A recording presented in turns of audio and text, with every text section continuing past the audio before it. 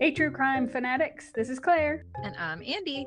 You're tuned in to the Homicide Hobbies podcast, which is a podcast for people who love to hear about the horrendous crimes that people commit. Enjoy. What do you have for us today? So today our win is 1996. Our where is in a state nicknamed the Natural State. Any guesses? Oh, the natural state. Where are the nudists? Don't be Googling it, cheater. I'm not. This is my thinking face. I'm Googling in my brain hole, not on a device. California. Nope. If you guessed Arkansas, then bravo. If not, it looks like you ain't so good at the guessing no mores. You know, now I need to study up on the states. So I'm going to say it now. I don't think you'll guess the end of this case, so don't try. Now, challenge accepted. And I literally wrote in here, which we all know now Claire will definitely be interrupting constantly and trying to guess how this case ends. So we're going to go to the private 2,362 acre horseshoe-shaped lake in Crittenden County, Arkansas. There were roughly 1,500 people in a 15-mile radius around this lake in 1996. In the teeny tiny town of Horseshoe Lake, there were roughly only 300 people in that tiny part of the town. Does that make sense? Is it a tiny lake or a really big lake so there's not enough land for inhabitants? Well, I mean, it's almost 2,400 acres of water, so that's a pretty big lake. But in the little section around that lake, there's a tiny town called Horseshoe Lake. Did you say 2,400 square feet? No, acres. Oh.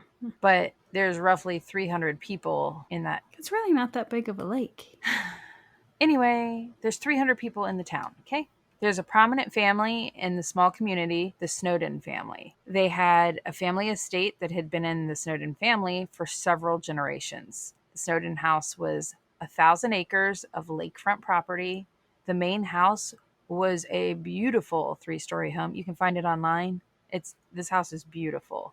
Everything about the home was luxurious. There were architectural details throughout the home, marble fireplaces, a grand marble entryway with a sweeping staircase. I've got a question. Is this like Snowden related to the Edward Snowden feller? I didn't look up their family tree, so I'm not sure. I wasn't sure if that's the way you were going. But there's also a notably beautiful antique crystal chandelier. Okay? This house is just beautiful. Sally Snowden McKay, she's the matriarch of the Snowden home in 1996. She has 2, at this point, adult daughters, Katie and Martha McKay. The Snowden McKay family, I'm assuming it's her family side since she kept Snowden in her name and now she's got McKay tacked onto there. So Okay. they maintained an old way of life type situation. The girls grew up feeling like royalty because they had housekeepers and servants and they ate everything fresh from their family garden and their orchard. And the property was so big. I mean, it's on 1,000 acres. They had other homes that were rented out. It kind of reminded me of like, since we compare everything to TV and movies, but like Downton Abbey, how you had the grand house and then tiny houses for other people that helped maintain the servants. Well, it wasn't for the servants. The servants lived in the house. There was the community that rented the houses from the family, and they also helped maintain all the acreage, basically. And that's kind of how this worked.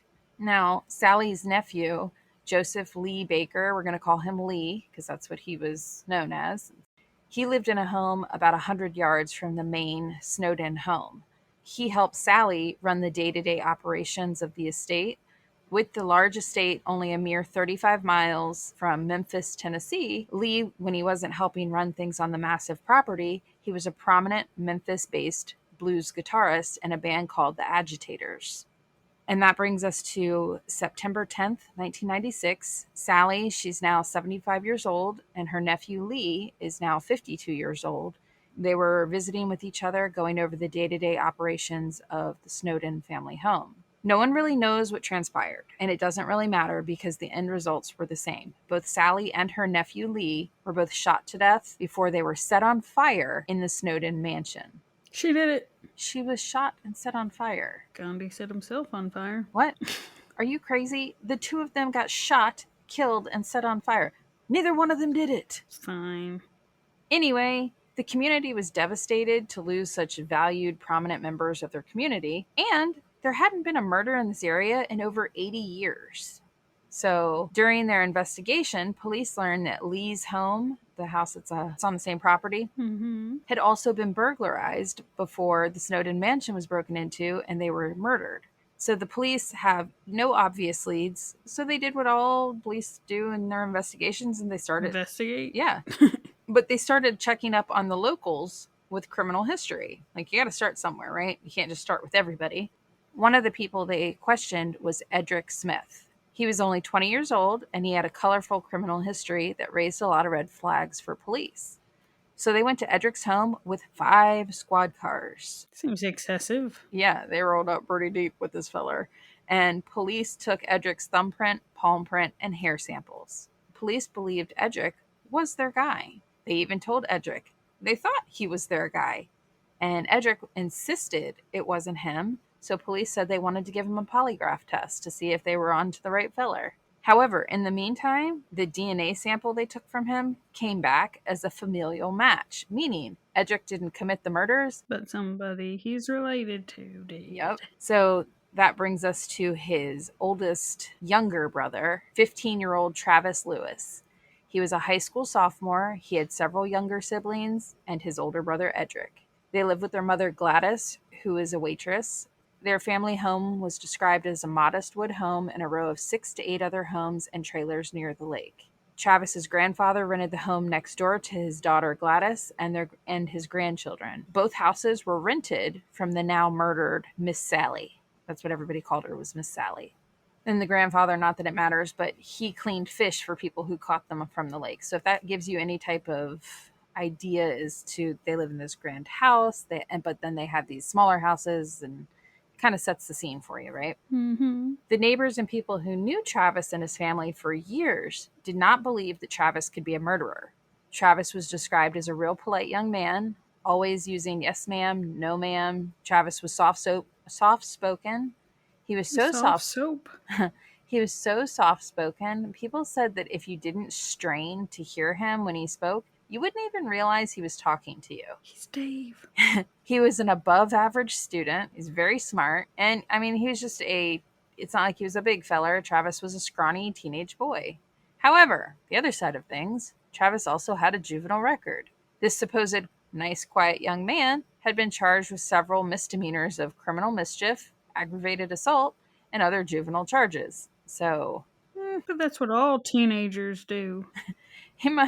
Right. I thought of the one case that you did where it was just like, it was just typical. And it's like, no. He stabbed somebody. It was just the one stabbing. Everybody's prone to mistakes. Yeah. When I read that, it's like, this isn't a quiet, well-behaved kid if he's got aggravated assault charges. But Travis was arrested on 2 counts of capital murder and 1 count of burglarizing Lee Baker's home. He was charged as an adult, and he was facing the death penalty by lethal injection or life without parole. Travis would remain in prison without bail. His trial began on April 7th, 1998, nearly 2 years after the murders. And as if the murders being committed wasn't shocking enough to the small community, those that rallied behind Travis were utterly floored when the 17-year-old confessed to both of the murders. So that divided the community because a lot of people believed that Travis was guilty, and others believed that Travis saw something he shouldn't have and was too scared to speak up, so he just claimed the guilt. Travis would end up being sentenced to 28 and a half years in prison, and after completing 70% of his sentence, so 23 years, he would become eligible for parole. The sisters, Katie and Martha, would pick up the pieces of their lives. Martha ended up moving to the West Coast and trying to move forward with her life. At some point, Martha became a Buddhist. She believed in forgiveness, and she reached out to Travis while he was in prison. Martha felt sorry for him because he was so young, and she, too, wasn't convinced that Travis murdered her mother and cousin. Perhaps he was there helping to burglarize the home with someone else, and he did see something. She wasn't sure. She did find it hard to believe that a quiet young teen could commit such a heinous crime, such as murder, let alone a double murder. Holding on to the hatred wasn't helping Martha heal from the trauma, so she decided to forgive Travis for whatever his part was in the burglary and murders. And she actually became a supporter of him and his rehabilitation. And then in 2004, Martha decided to return to her family property on Horseshoe Lake. Martha became known as the Lady of the Lake. To me, that sounds like the title to a horror movie. That's because I'm pretty sure it is. Is it? Because it sounds absolutely terrifying, which I guess thus far her life has been a little bit scary. Now, Martha was one of 10 grandchildren who inherited the Snowden homestead. She decided to return to the family home, buy out her siblings and cousins, and restore her family's grand estate. She turned it into an upscale bed and breakfast. Martha would host numerous joyous events, reunions, parties, weddings, etc. It was described as having new life breathed into the once gloomy mansion where 2 devastating murders had occurred. Martha even hired Travis's mother, Gladys, as a housekeeper in the newly restored Snowden mansion. I thought that was pretty cool. Fast forward to 2018, Travis is now up for parole after serving his 23 years. Martha, like I said, she forgave him and she supported Travis being let out on parole, believing that the now 39-year-old man had been rehabilitated and completely forgiving his previous crimes against her family. She's like, yeah, let him out. A lot of people thought she was crazy. Yeah, I guess. Because not only did Travis's mother work for Martha, but Martha also encouraged Travis's release from prison. And once he was granted parole, because obviously they're going to give him parole because even the victim's family is like, yeah, let him out. So Martha turns around and hires Travis to work in the very home that he claims he murdered her mother and cousin in. Yeah. But Travis and his mother were grateful for Martha's kindness and her generous nature. And as much as I would love to tell you the story ends with 2 senseless murders committed by a teenager who learns his lesson, is rehabilitated with forgiveness and kindness of the victim's family, and everybody lives happily ever after, but that's not how this story is going to go.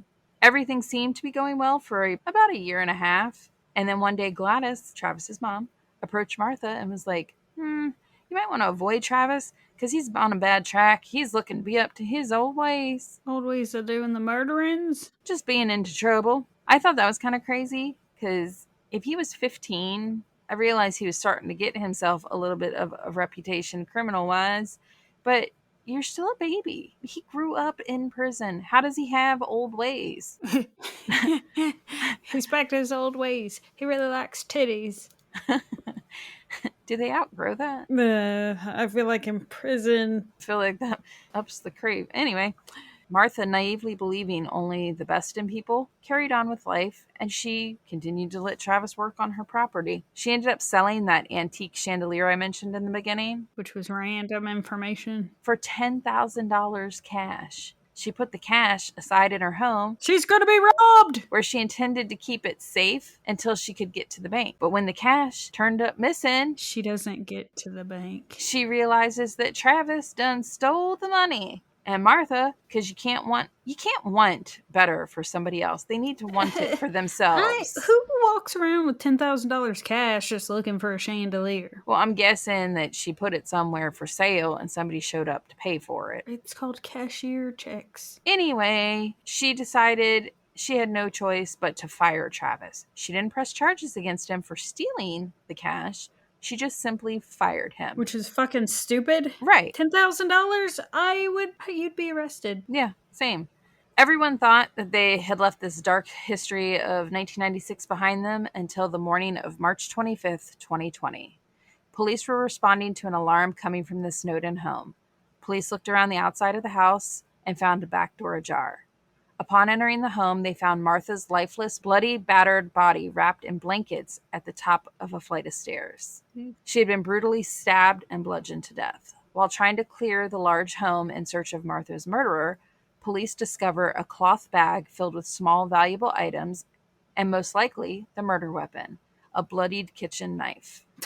Most likely? Well, they can't confirm it until they done get it to the lab. It could have just been bloody fingerprints. Gee, we've got a victim who was stabbed to death and a bloody knife. This most likely was the murder weapon. Anyway, police believed someone had broken into the mansion with the intention of burglarizing it when Martha must have walked in and interrupted. As the officers continued going room to room clearing the house, a man appears out of nowhere and jumps from an upstairs window and then runs to a car. police chase after the intruder. It can't be that long of a chase. He probably rolled his ankle. No, he jumps out the window, jumps into a vehicle, and takes off in the vehicle on the property. You watched too much Mission Impossible. Right? We just watched that last night.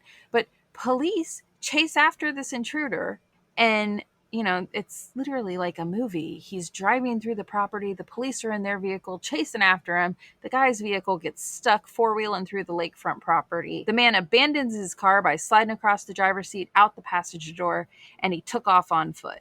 Police are chasing the man across the snowed-in property when suddenly the man jumps into Horseshoe Lake. Now, in the United States, March is generally a chilly month, which means bodies of water would be cold. Police observed the man going under the water and never coming back up. Arkansas Game and Fish and Clinton County Search and Rescue were called to the Horseshoe Lake to try to recover the suspected murderer's body, and a few hours later, the authorities recovered a man's remains. The intruder who jumped into the freezing lake had in fact drowned. Shock and horror flooded everyone when the murderer's identity was revealed upon retrieving his remains from the lake. It turns out it was the newly paroled 39-year-old Travis Lewis who returned to the scene of his original crimes and murdered another Snowden family member, Martha. He killed her mom, her cousin, and now her, all in the same property. I don't even know, this. And robbed her. And drowned himself. Well, it couldn't happen to a nicer fellow. After doing an autopsy, police discovered Travis had meth and marijuana in his system, which makes me wonder if he had a drug problem as a teenager. I was going to say, it sounds like he has a drug problem, Andrew. I think you can go with that. Well, it makes me wonder if maybe that was some of his juvenile record that wasn't released. And that might have been what his mom was referencing with he's up to his old ways, is the drugs. It turns out he wasn't quiet. He was just high. Turns out he was just ODing.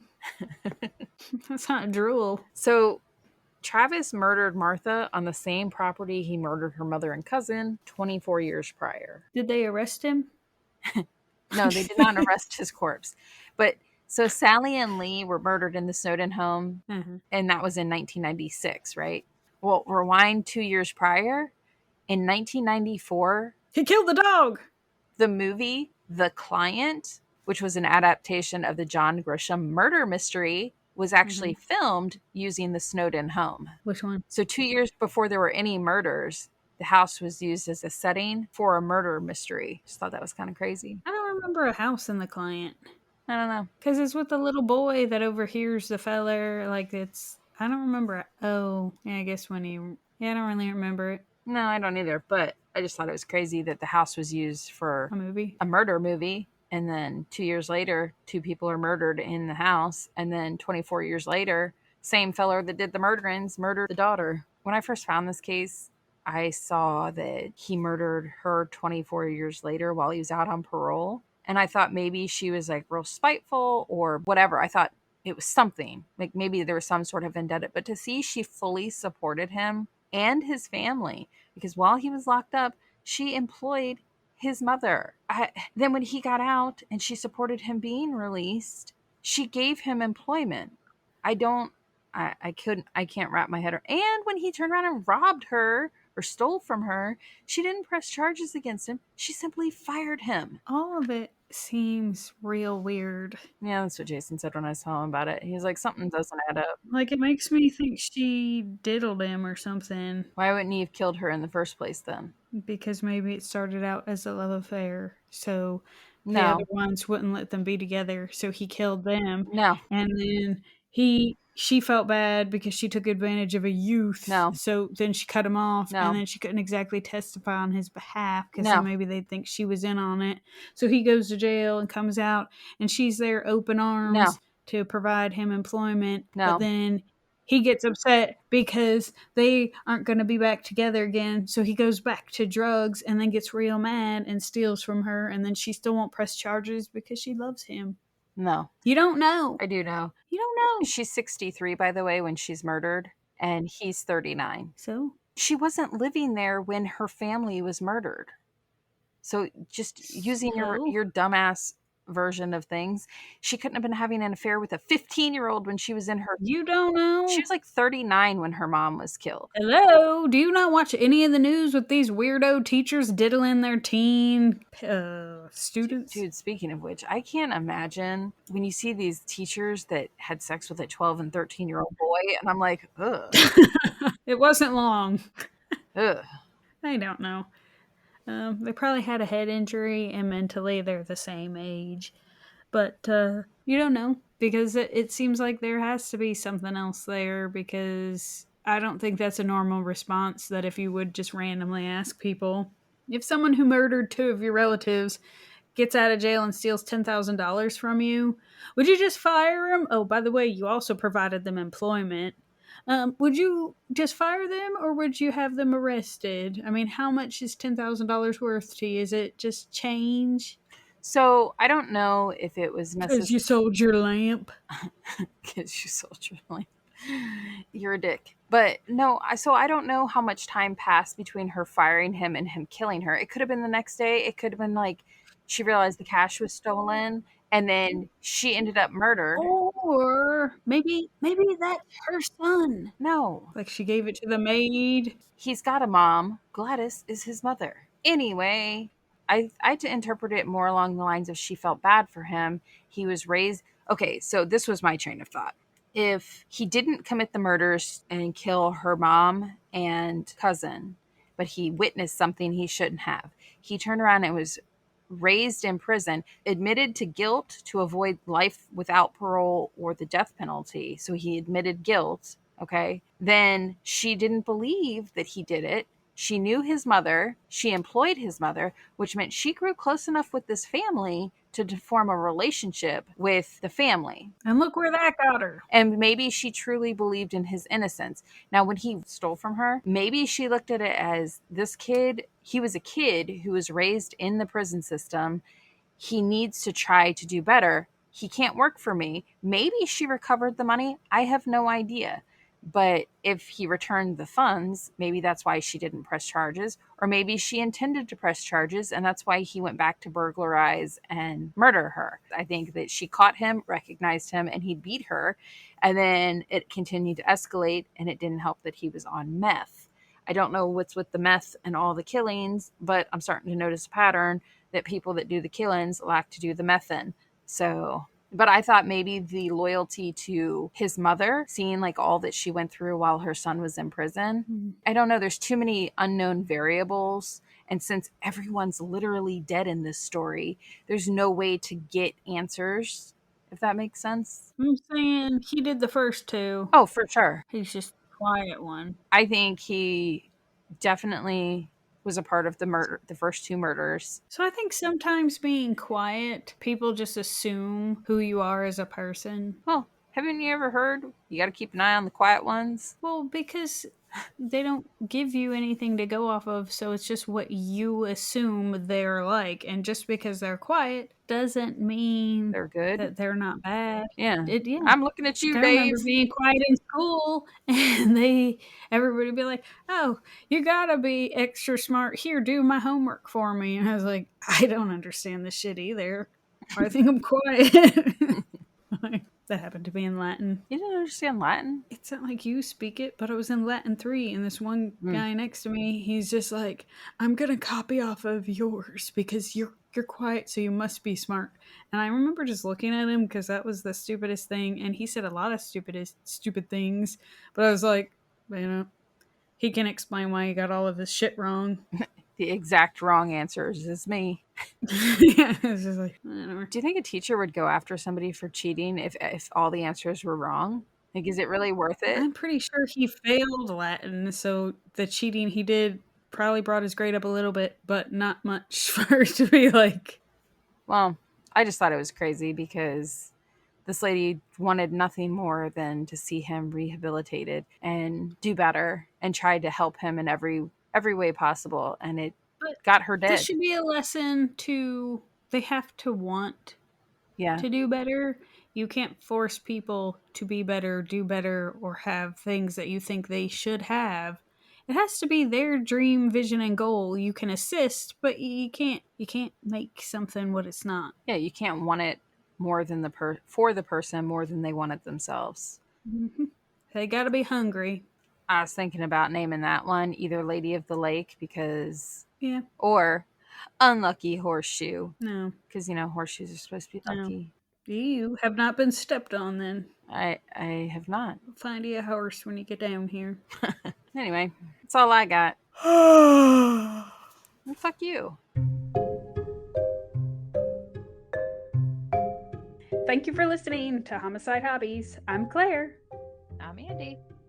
Follow us each week to get your fix of the atrocities that occur in true crime. And don't forget to tell people about us and rate us if you like us. But don't rate us if you didn't. Just change the channel.